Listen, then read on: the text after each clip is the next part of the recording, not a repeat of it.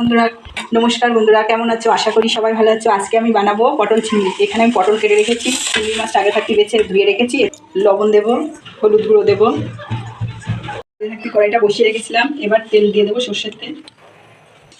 চিংড়ি মাছটা হলুদ আর লবণ মাখিয়ে নেব। তেলটা গরম হয়ে গেছে, এবার আমি চিংড়ি মাছটা দিয়ে দেবো।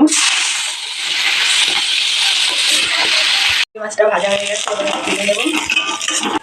পটল ভেজে নেবো।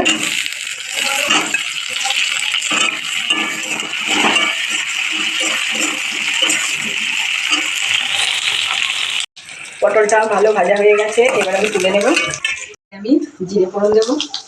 এখানে আগে থাকতে আমি আদা রসুন বাটা লঙ্কা বাটা আগে থাকতে বেটে রেখেছি, সেটাকে দিয়ে দেবো। লবণ দিয়ে দেবো, স্বাদ মতো হলুদ গুঁড়ো দিয়ে দেবো। ভালো করে নাড়াচাড়া করে নেবো।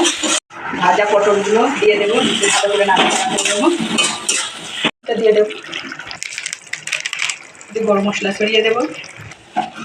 আমার পটল চিংড়ি হয়ে গেছে, এবার আমি নামিয়ে নেবো।